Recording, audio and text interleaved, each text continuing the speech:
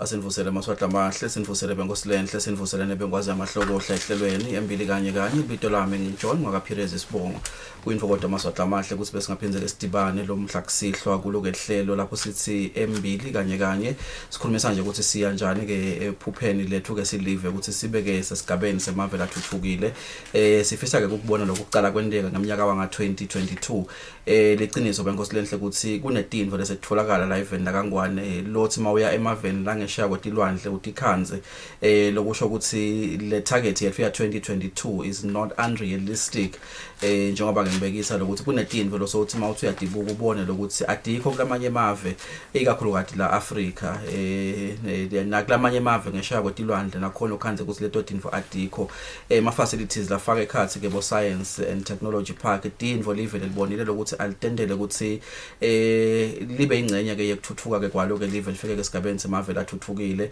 you look at your King Eswatini the third international airport, you look at so many facilities nebantwana kumbe labamelele ke live lakithi ke ngashaya kwetilwandle emakolleji lamakhulu lapho ke bafunda khona baphuma kuleti ikolo atakithi lesithi lemfundo ayibe kuleso sigaba sekuthi bangakhona ke kuyohlabana bacompete ke nebafundi labachamuka ke kulamanye mave. I know we've got kids that are studying kubo African Leadership Academy, kids that are studying with daughters and sons of prominent people in the world such as Bill Gates. I had an opportunity to speak to one young gentleman from Ngala Espigi bekatafunda eMhlatane uthi I was in a class with the daughter of Bill Gates like Johannesburg African Leadership Academy. This tells you that Eswatini is or has positioned itself to compete with the rest of the world. Sekuya ngawe ke umuntu lokuthi lenqola lesithi thina iya 2022 uyayigibela noma uyasala mangabe uyasala ngabe usalelani ngoba sifuna ukukhomba ke sesingesheya benkosilenhle sehlelweni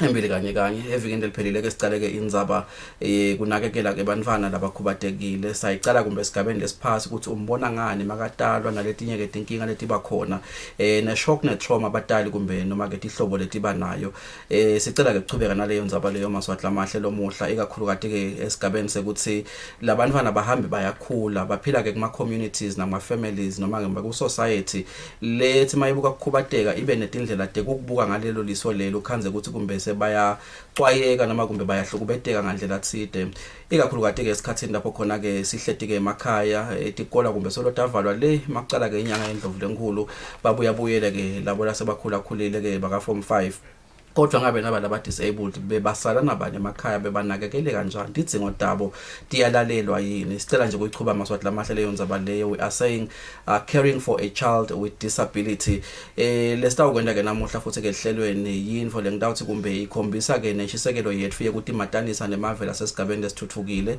njengoba ke sitawukhulumisa ke lomunye ke umtseshi lo lena ngesheya kwetilwandle kulasa Switzerland simkhulumisa ke ngaleto ebuchwepheshe ledatwa ukuthi ke nguZoom le naye ke mfana lophila nako ke ukhubateka asatise lokuthi sibona lengesheya kumavela sesithi kathuthukile bamelana njani naletimo sethemba ukuthi lekade ukukhulumisa namuhla kuyawasitha ke maswati kuletha ke lithemba njengoba ke kungasho ukuthi kumbe bantwana labakhubatekile base Africa kuphela. So we are going to be talking to use Wolf lo lena ngesheya kwetilwandle ke kulase Zurich eSwitzerland. Dlamini kunene angikubingelele Nkosi ngikuphela ithuba lekuvusela emaswati phinza ngibonga ukuthi ube ngenye ihlelo namuhla.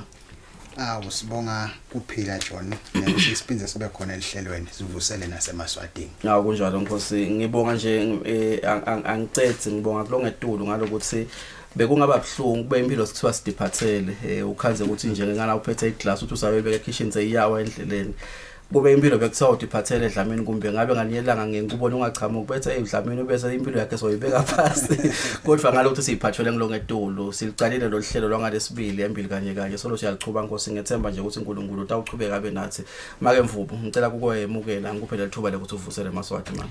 Ngiyabonga kakhulu Perez ngikubingelele nawe namhla elihlelweni ngibingelele nemaswati onke nebuholi bonke belive ngiphinze ngidibongele futhi ukuthi nanamhlanje ngitheke ngelwimi lobantwana elihlelweni.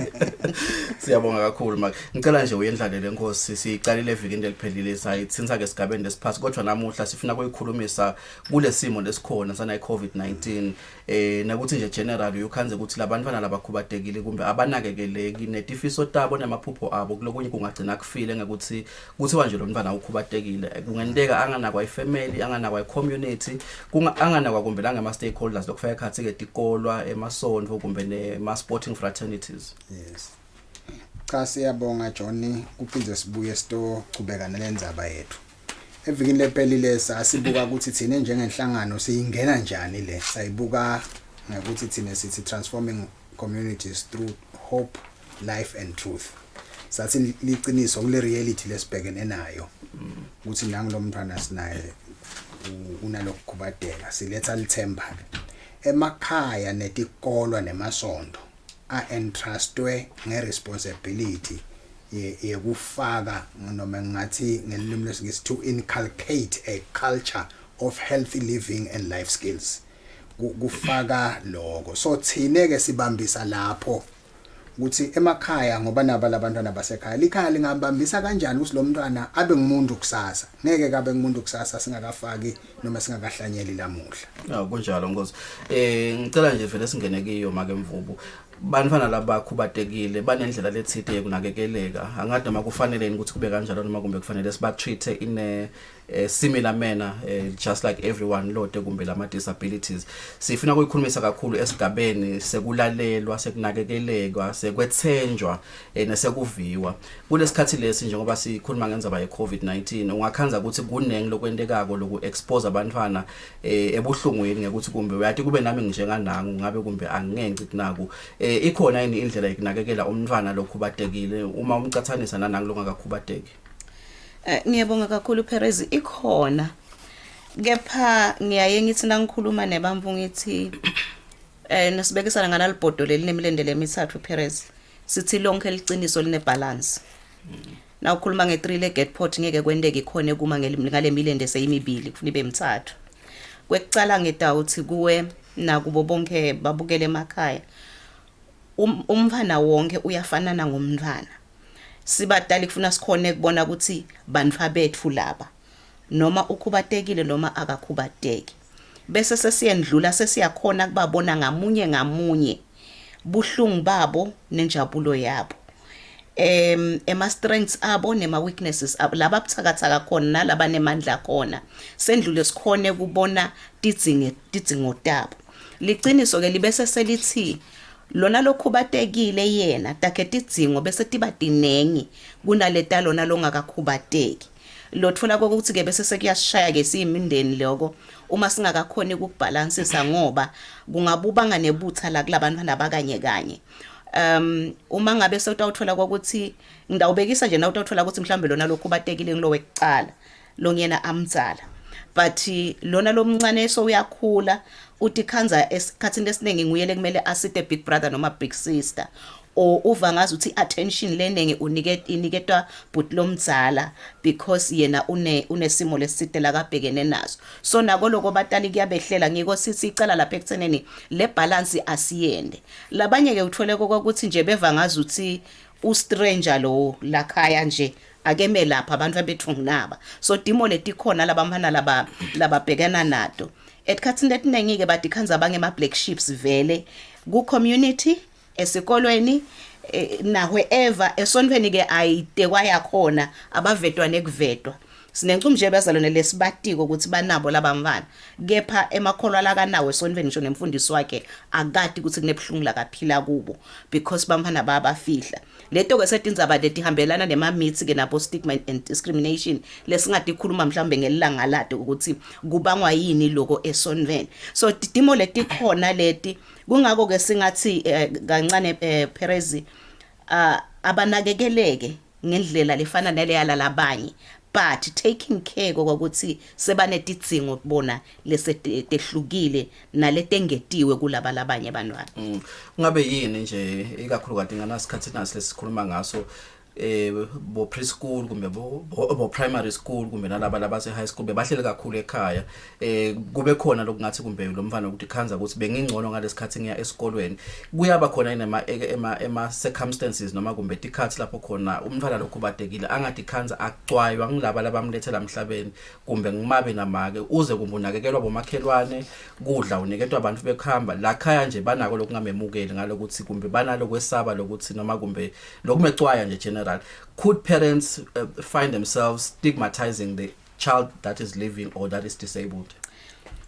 Bayatikhanza labanye batali bangena vele kulolo bishi lelo ndawo ucela ningivumele ngikubite kanjalo. Bayatikhanza sike saba nayo nje icase lekabi ingasiyo yodvana. Lapho khona labatali banako hayi ukuthi baswele. Banako kepha nje lo mfana lona abamceli abamfuni. Yeah.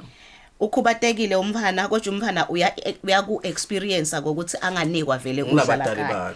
Batali bakhe biological parents. Ngiyabonga make mfumbu. Ngicela nje ukubamba kancane make sitothatha ke likhefu la silungiselela ke amaswati amahle kufaka ke ehlelweni umlungu lesikhuluma ngaye lena ngashaya kwaDlwandle eSwitzerland.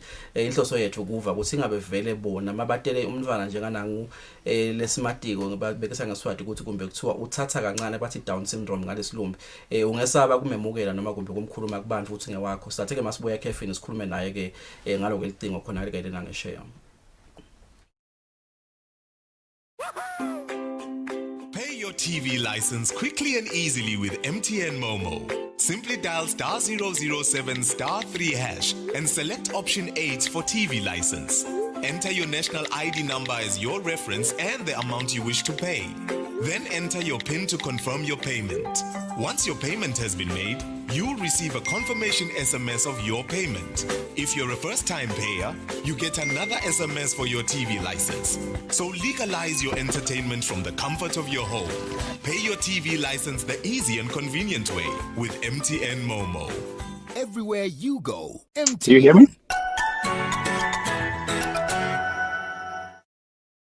Labanengi labangenwa ligciwane lecorona bavame kuba netimpawu letingasito letimatima njengebuhlungu bemphimbo, kuphathwa inhloko, kushisa nekubanza, kukhwehlela lokomile, kuphefumula kalukhuni kanye nekudzinwa.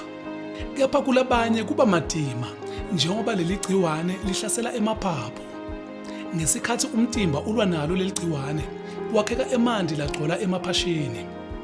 Emaphaphu ke angagcola emanti akuphefumuleki. Lokhu ke kubanga tingcinamba letinengi. Kuthi kweshisa kulabanye kuyasita ekunciphiseni kwanza kwesifo iCovid-19. Hlala ekhaya ungahambi. Eswatini sibambisene kulwa nekwanza kweligciwane lecorona.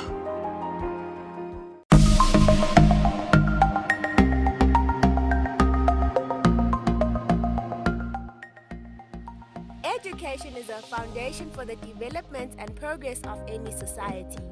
To ensure that the future leaders of Eswatini continue to receive their education, Yes. even during this time of COVID-19, Eswatini TV has partnered with the Ministry of Education to produce a tele-education program called Home Study. Great. Catch me, Dr. Mabilisa, with my partner in crime, Nogwazi Dlamini, when we bring you live external classes, weekdays from 2 to 5 p.m. These lessons are also available on Eswatini TV YouTube channel. Don't be left out. Funza Usekaya on Eswatini TV. Did you do it before? The biggest, the dopest, the freshest, the sickest. It's the illest. It's the biggest, the dopest. Did you do before a Zoom call in the live show? Or is it the first time? Welcome to it, ladies and gentlemen. It is the Beatdown.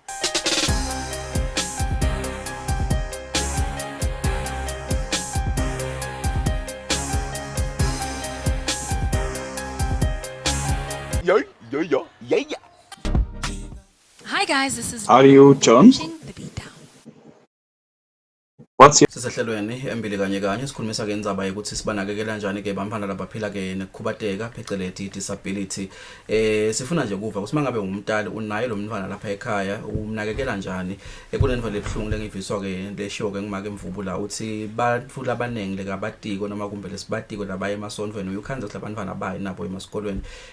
Ku stigma kona lokho ku discrimination kona lokho. Why is that happening?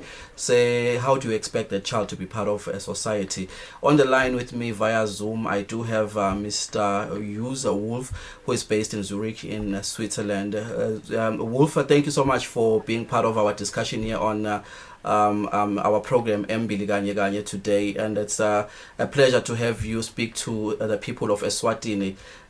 You are in a country we aspire to reach its levels in terms of its development and other things, you know. We are talking about a subject today, taking care of a child with disability. With all things that you are doing and everything, I know that you are also someone who has a child that has disability. And I'm told, and I know she has what we call a Down syndrome. You know, we just want you to share your experiences in terms of how you coped with that from the time you discovered. How did you discover?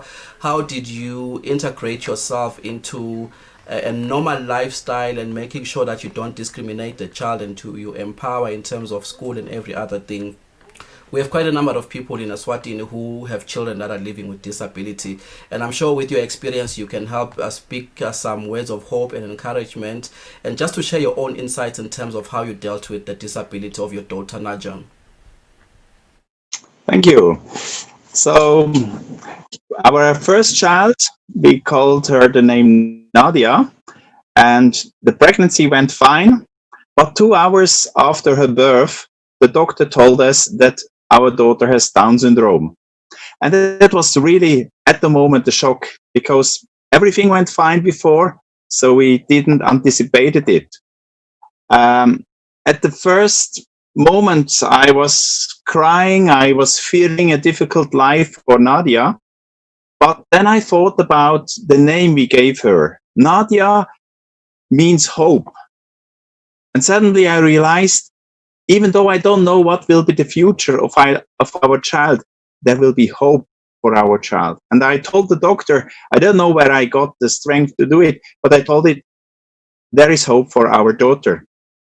And so the first few weeks were a challenge, because Nadia needed special care. She needed to stay longer in the hospital. But then she developed quite well. We had support from different specialists in teaching her the language, helping her to develop her gifts. And so year after year, I got more convinced that we really got with Nadia a big present, because I learned through her something important. Before the birth of Nadia, I was very performance oriented. I only felt well when I performed well, when I did some big things. But through Nadia, I learned that our identity is not dependent on our performance. Nadia will not be able to attend a big university or to have a good job with a good salary. That's not possible. But she enriches our life so much. And I also learned through her life that our identity is a gift from God. Nadia is not dependent upon her performance, failures, or successes. She is happy in her life because she knows she's loved by us, the parents, and also by God. And this frees us also. This gives us freedom to develop her gifts in the realistically, not to have too high expectations, but to see her enjoying life and giving a contribution.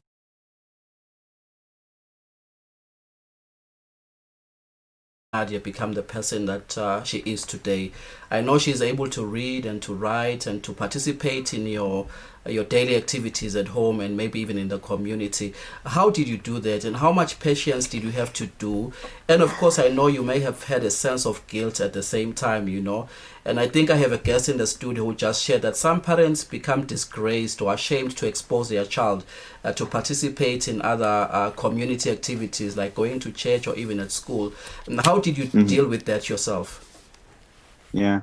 So from the beginning, we communicated with all our friends that we didn't expect that our child has a disability, but that we accept it and that they can ask any question and feel free.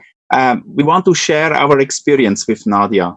And this helped to give a natural relationship to the people around us. They knew we are not ashamed. They can talk to us about it. I think this helped a lot. And then also, we didn't know if she really will learn walking or writing or speaking well. So it depends on the level of the disability. But we knew we just can, we can support her by learning, and we need a lot of patience. For example, we need to do things differently that you would do with a normal child. For example, to learn the alphabet, the letter of the alphabet, we needed some special things. Like, I can show you an example. Like, my wife did lots of cards with the alphabet, A, and an example of the apple. And then Nadia, she was able to go here with the finger and say A, and in this way she learned the alphabet by seeing the letter, by hearing herself say it, and by touching it. So the more senses involved in learning, the more a child can memorize it. And this is, but not only true for children with disability, it's also true for every learner. We can memorize. This is just one little example.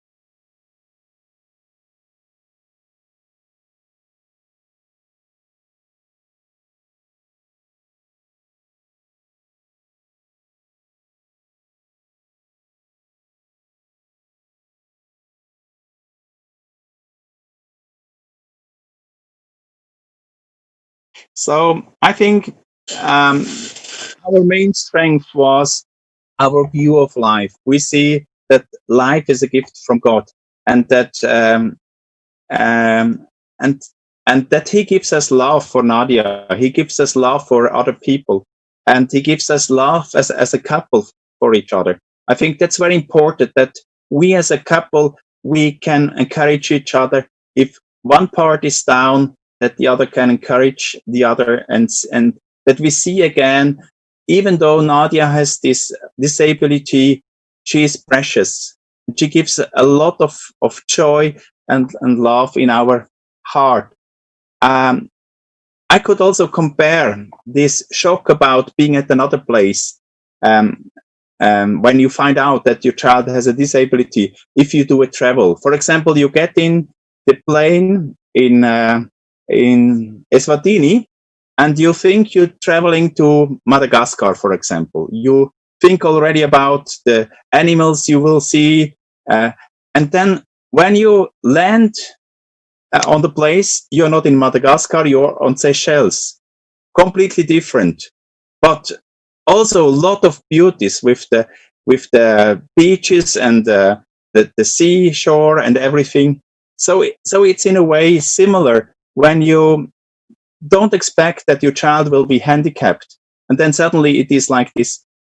You are at a different place, you expect it, but if you have open eyes, and if you look around, you see the beauty in this. You see that this what you that you see in the relationship your child, many beautiful things, even though it costs you a lot of energy, costs you a lot of patience to develop her. Yeah.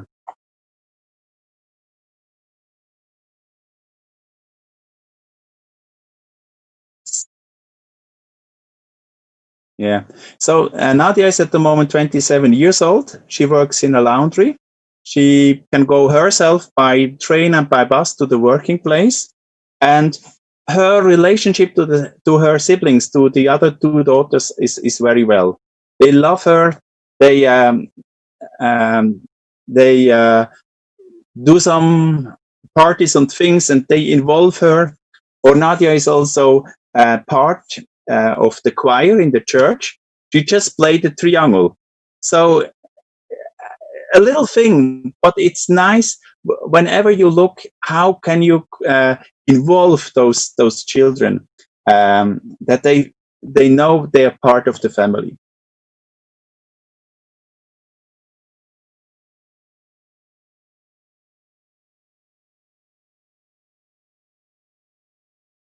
Pertaining to what you do professionally. We've had a situation in the country where because of the COVID-19, you know, schools have had to shut down, I think, since sometime in March, you know, and the upper levels just recently opened on Monday, you know, and I know this brings a lot of anxiety to the school going kids, you know, and the pressure that will come with exams, you know. And I know you are very passionate about scaling up children with regards to preparing for examinations and things like that. Do you have a few tips that you can share with our children in the country in terms of how they can prepare themselves mentally, especially those that write the upper examinations, which we call external examinations, you know? What are some of the things they would need to do to try and prepare themselves, especially now that they've lost a lot of time? I think it's been 3 months since they've been at home, and the pressure will still come because the examinations are still on the way. Mm-hmm. Yes, so I developed a program called Success at School for parents and teachers, how to support the children to have a better way to learn and study of success for students at high schools and also universities. And I trained in Eswatini twice trainers, especially from Crossroad. And Crossroad has also the license to do this seminar themselves. How to, so the topic is more free time and better grades thanks to improved learning techniques. And the time is not enough to share a lot of learning techniques. I think the main thing I want to say is, even if you fail, there is a way to improve. When I studied chemistry in Switzerland at ETH. This is one of the 10 best university, and I failed the first time in my final exam, and I was really desperate. I didn't know if I really would make it, because you only had a second chance, and if you fail the second chance, all years at university are in vain. But then I started to learn about learning techniques. I asked friends to help me to understand the topic, and then I got the best grade from the class in the second try. And this motivated me to think about how can we improve learning. And one thing is very important is to review the material often enough, so that you have the material in your long-term memory. And so many students think just when I read through my books, I will know it, but it's not true. You need to do a clever summary and then review this clever summary at least 6 times. If it's difficult, even 20 times the material till it's in your long-term memory. You need also, for example, to look that you are fit, sleep enough, and also about your daily performance curve. What is the best time of the day when you can do your studies? And sometimes it's, for some students, it's in the morning. For others, it's in the afternoon or evening. So you need to find out.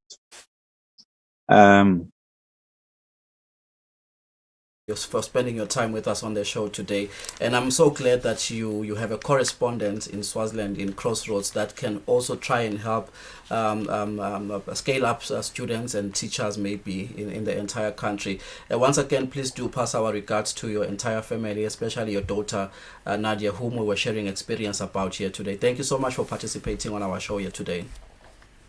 Thank you. Have a good evening. Bye bye. Sisebenzisa ke buchwepheshe amaswati lamahle ngilenye indlela lesikhombisa ngayo live kakhulu kade emaswati lokuthi le tinto setikhona leti tindiza timile kodwa siyefika lengesha etlwandle bo Switzerland nalaba semabhizinisini sikhuthatha kona ukuthi le tinto tisetshenziswe kahle leti talabo ngcondo mshina nalobuchwepheshe mangabe kumbuse businessini, explore good relationships and create deals and harness them on such platforms, you know.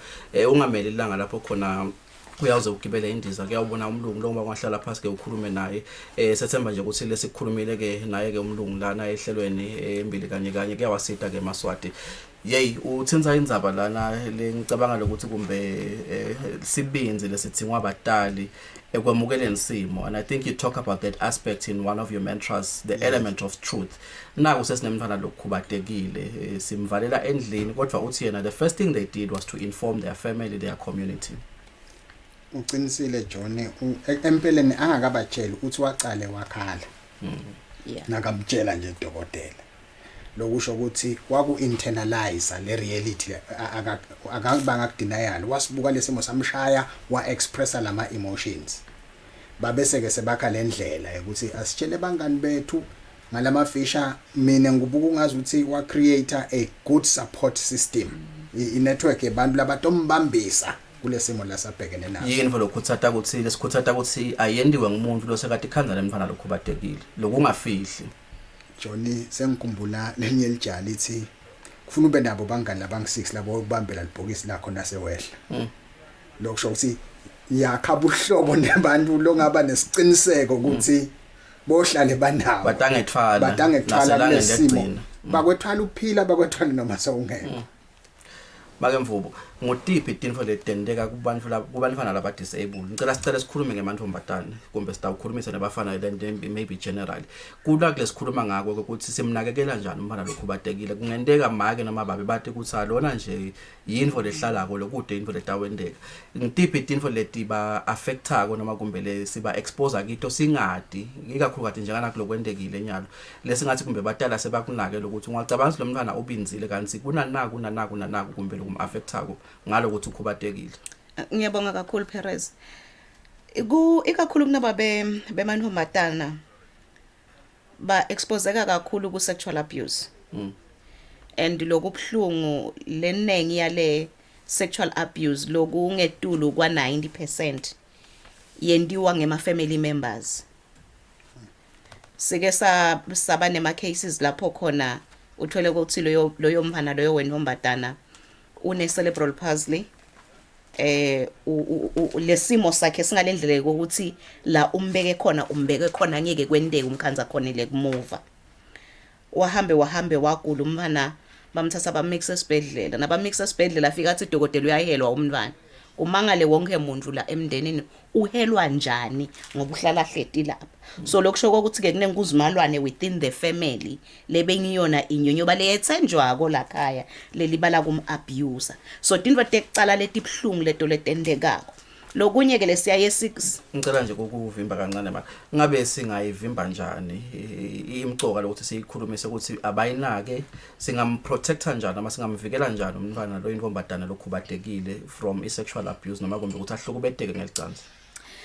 One simvikela ngaloko ukuthi vele kufuna sibe khona sibe nato letindlela tekuthi ugadzeka kanjani kepha ke njengoba ngisho etikhansini letinengi kube sekubangilaba lothola ukuthi naye bekathenjiwe kulesinye isikhathi nimshiyenana naye so kufuneka lokho ukuthi ke asitigadzele lokunye sendlule sifike lapho khona njengebatali sikhona lokhle simhlola lo mfana etikhatsini letinengi bantwana labakhubatekile abateki ngisho noma ngabe unesilonze ekhwapheni ngoba kude lo mchekako nje kanti ngeke akwadi nalokusho ukuthi unesilonzanya lekhwapheni kube bekuya ngami thina enyalo sihle siba ne program lapho khona siye sikhuthade batali ukuthi abamikise umfana esibhedlela wenda nje medical check up ukuthi nje bamkhumule bamhlole wonke vele uphilile yini kude ne abuse leyendekako la kuye ngoba incumbi yabo vele abakhona ukuthi ikhulumele. Ngicela ubalekele yesibili make lebothi kumbe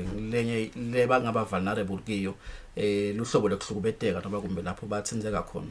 Lolunye ke ihlobo lokuhlukubeteka kuba ngile physical abuse le chamuka la khaya kulesinye isikhathi njengoba sike sabekisa kuthi uthole ukuthi nangu umndeni unemfana but awumemukele noma ke una le stress lesinengi lesibanga ukuthi naye ngoba utele umfana lokhubatekile umndeni wakubo noma i-community yonke ithi wena usiyemfati walutho wena uyabona mosilamagama lamaningi lawo bese ke leso noma ke kulesinye isikhathi uthole ukuthi babe ubese uyamshiya make ngekuthi utela umfana lokhubadekile bese ke stress samake sendlulela la kulomntwana nginjenje wena ngenxa yakho namhla nginandivotha ngenxa yakho bantwana labanengi nje baye betela abanye basikhombise ngisho nalabo lothola ukuthi bakhubadeke kumbe ngekungabone emehlweni noma ngekungeveti indlebeni akhumbula umfana ngitshengise basishayile kwendekeni ukushayeleni makhe uthi uhlupheka kangaka nje ngenxa yami so buhlungu lobo lobunye lobukhona bendlule lobuhlungu lobo buye badzinga lisito labatali labo make mvumo badzinga lisito labatali labo Perez kwekucala labatali laba kufuneka akhone kwati yena kokuthi kude iapplication form ngilebe kushiwo nguMr Wolf lapha kokuthi bowugibele indiza uthi uya somewhere so tikhanzu kulesinye stage so kude le application so ke labatali laba kufuna akhone kwati ukuthi kude le form leligcwalisako lecela kudala umfana lo ne disability kakhulu ngilokukhanza ukuthi njengoba ngibekisa la na ufubekise ngaloko asengithi nginababili bathathu bantwana bonke ngibatele baphuma bakahle sekuchamuka nangu umntwana nangu sekungathi vele yindvo le besekwendekeni ngana info naye sotowona yena sotowona bengingayadi bekuthola ukuhamba kahle ngathi yini le bese sengabanga lokuthi kumbe angamemukeli ngoba vele ubona ngazi ukuthi laba labathathu bebasolo bakahle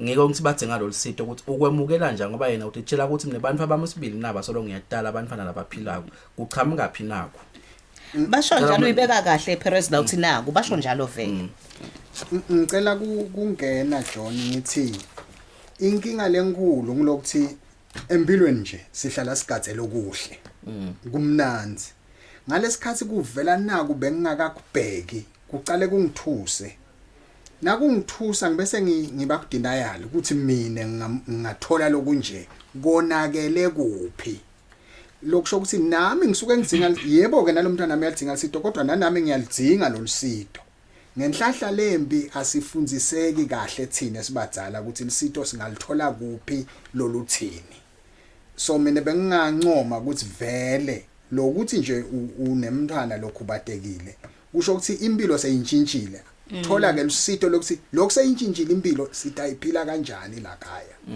ngabe lamagama lesiwasebenzisa kodlamini angathi lokuthi besingakucela njani lokuthi manje siwakhawule ngoba ngilamanye lamagama lokhanza ukuthi lo mfana seka ayamlimata hey lesixhwala lesi ngicela kwabita vele lamagama angathi lamanye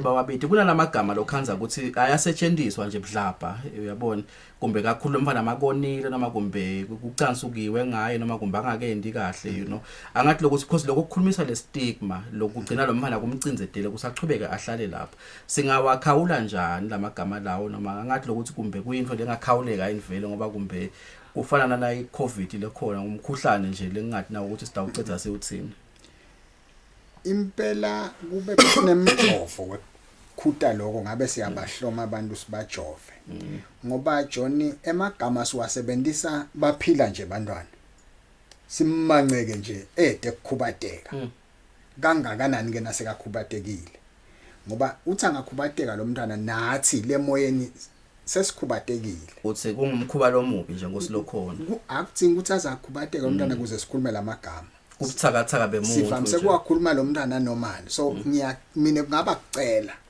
ukuthi thina emaswati sititayede nje ukuthi lamlonyeni yethu siwakhuluma emagama la kahle yeah angathi make mvubulo ukuthi kumbe sikusho ngekwetayela labanye basho nje ukuthi vele uchwalile mosi makangakhuluma ngaba kuthiwa sehulu noma kumbe kuthiwa yini athi lo muntu ukhuluma into velele ngiyo lo mfana uyakuva uyakubuka kuyaba limada invele ngoba kumbe njengoba ngisho labanye bakwenda ngekwetayela ukuthi vele sakhanza kuthiwa umuntu nje ubitwa kanje kuyamthinza yini noma kuyam affect yini lo mfana lo sikhuluma ngaye namuhla ngeke kuhlale Perez kungama affect sekoko kuthina ngeke akwadi ukuthi ibuyiselela lo munye nje wakhona ngalenyela ngicabanga ukuthi utawukhumbula ukuthi la kangwane sike saba nabo nema pageants abo Miss Def na yabona mos le pageant le so lo munye ke webatali wathi sekajabulile umfana winile wasuyamkhumbuda lokho ukuthi bekathini kuyi namhla namhla seyiprincess ngoba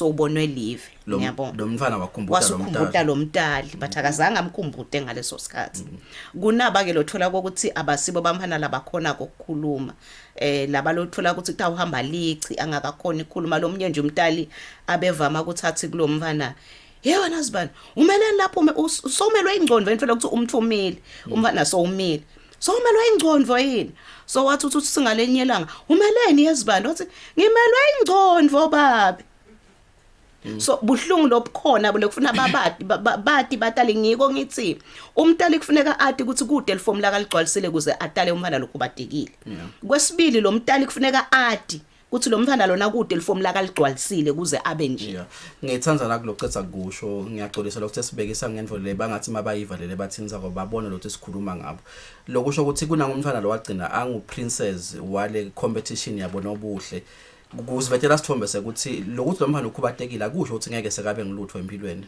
akusho lokho abakunaki njani pho badali abakunakiswa ngiloko ukuthi bafike abavuki njenga wolf uma la kulesimo nangabe kushoniwe Perez ekhaya into ekucala lo yenda kuyakhala kukahle futhi ukuthi ukhale uthi ungacetha khala ukhumbule ukuthi kunemalingiselelo emgcwabo lokumele uwende uthi ungaqedza ukukhumbula lokho ukukhumbule ukuthi emva kwalomgcwabo kunempilo lekumele ukuthi ichubeke bese siyakhona ke kweluleka abafelokade ukuthi hey thatha ipunta yakho tonke yothikiyela ngale kuze ukuthi nasuphelile lo mgcwabo impilo sekumele ucubeke ukhanze tipunu unayo so uthola ukuthi la ekulabantu kulabadala bebamana labakhubatekile bema kule stage sinye sekoko ukuthi sengidele umfana lokhubatekile lo munye nje wafike wangicocela ukuthi wathi nakabeleka lo mfana yena esibedlela wambeleka ngecleanva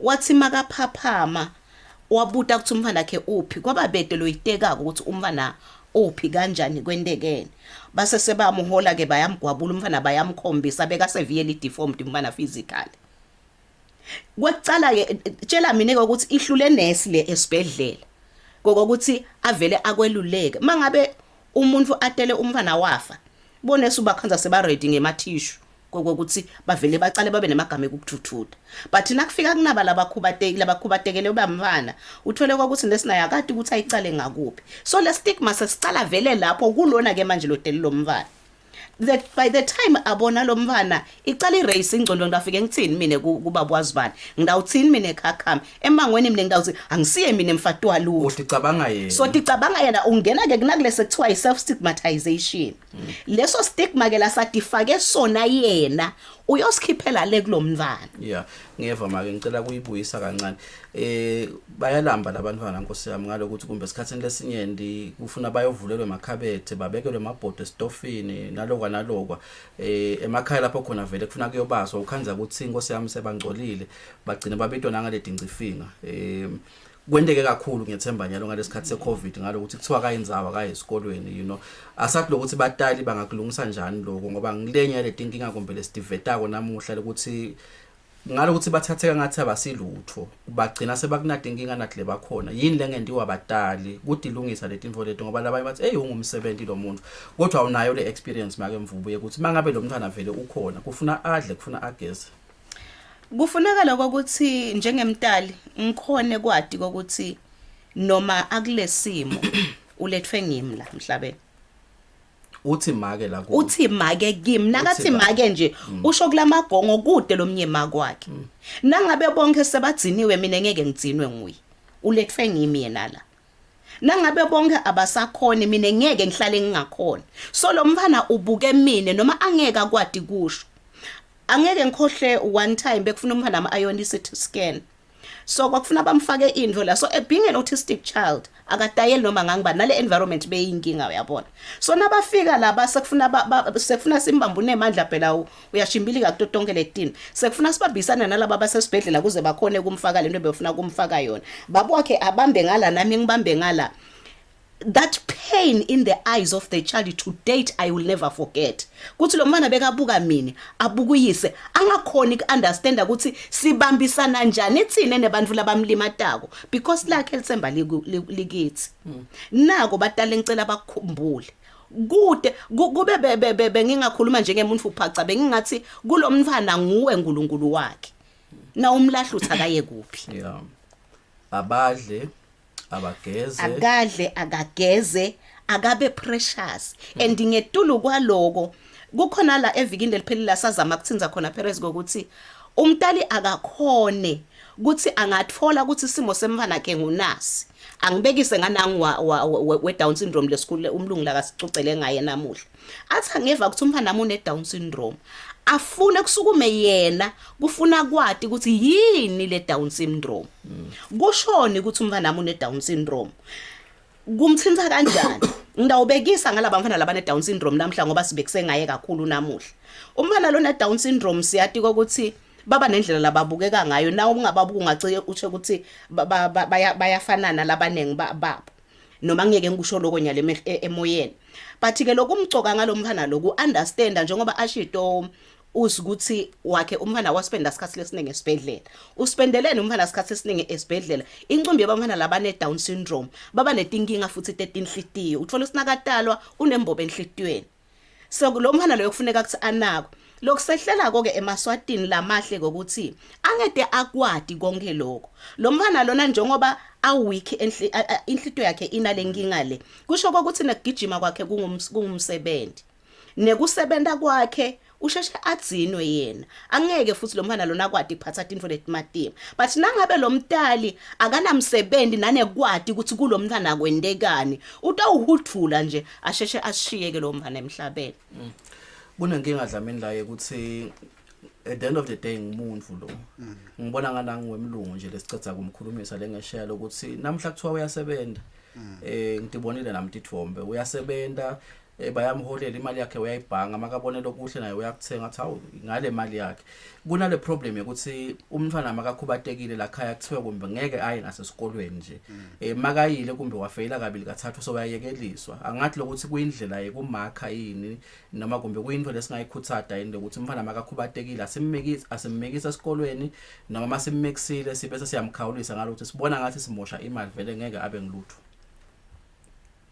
uma umlaleli sise kahle uzi lapha John ucala ngokuthi yena wakwafeyila umuntu nje lophelele loyo make mvubu ukhuluma indzaba yokuthi lo mntwana nakana le Down syndrome ukhanza ukuthi inhlitiyo noma umtimba somewhere awusi 100% nje functional njengebantu bonke mhlambe uk50% loyo mntwana loyo nakathole 40% ngesinguye usuka phase ngeA lo muhle loyo kani ngekubuka kwethu wehlulekile so kumcoka lo mntwana singamjudge simcomparison nalabanye ngithi asimsekele ayesikolweni ngoba likusasa alikho etandleni tethu lisetandleni temdali wakhe nekuthi nje asaphila phela naye akathole into lengidawuthi ngalesilumbi i-meaningful lokuthi ngisaphila angingade khanze ngihleli ndzawonye nje enze liyoshona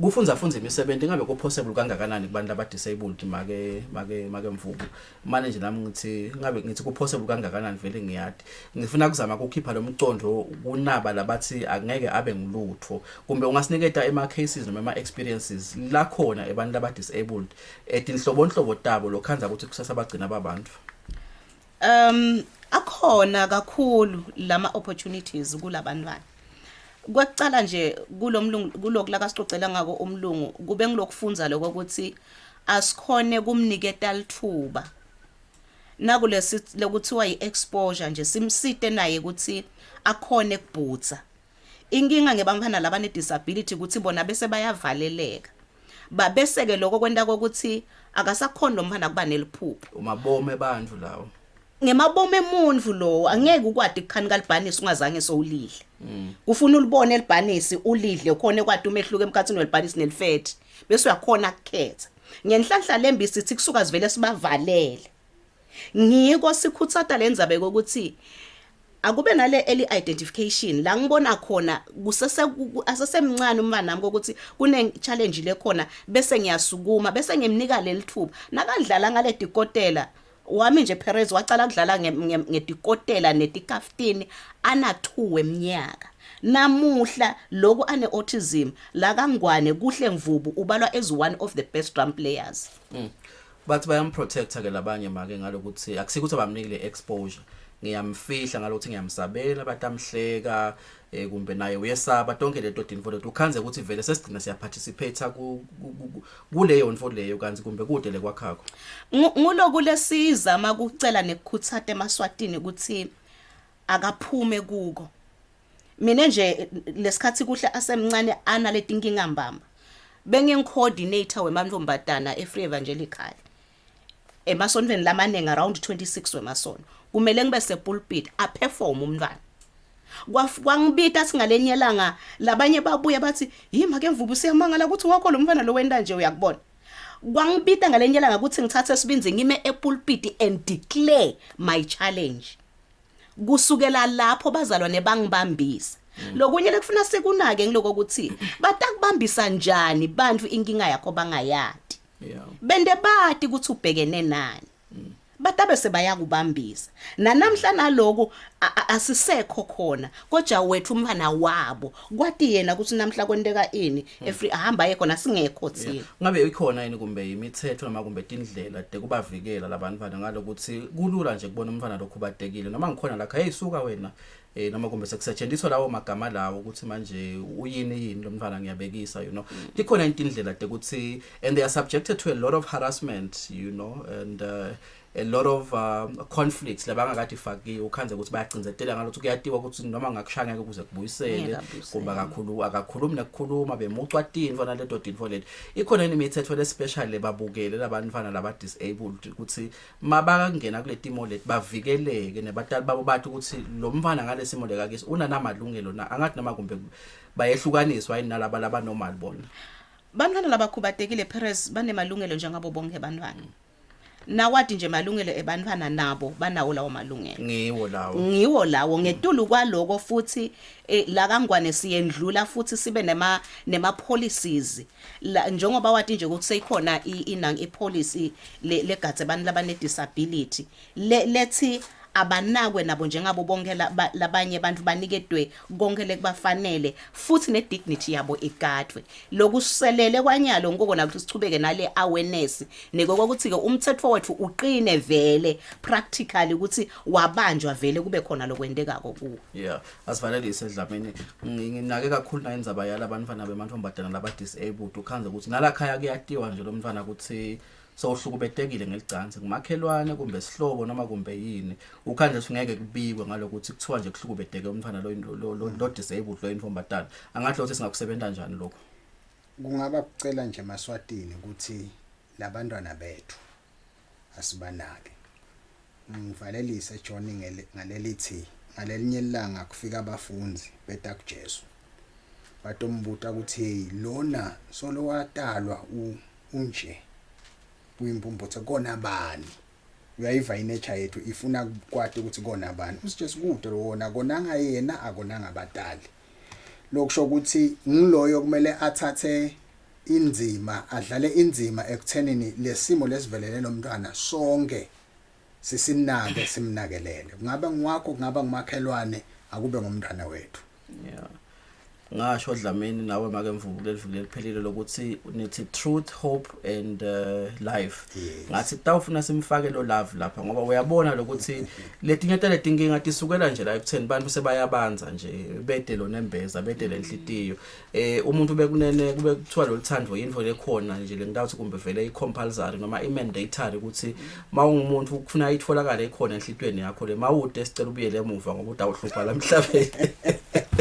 ngithi bekunene letinye tinkinga letikhona singatilungisa ngaloluthando ikakhulu kade kulabantwana laba disabled siyaticelela nje benkosi lenhle lokuthi lokufuthumala lokulatha inhlitweni tethu sikukhiphele nakibo sibanakekele asisho kumbe ukuthi kumbe sesiyasympathize nabo abakuthandi kakhulu lo kodwa nje lokuthi umelekelele umtreat ngaleyo ndlela lekabonako lokuthi uyamemukela njengebantu bonke maswahla mahle Jehova kasigcina sibonane ngalokudako siphilile nisale kahle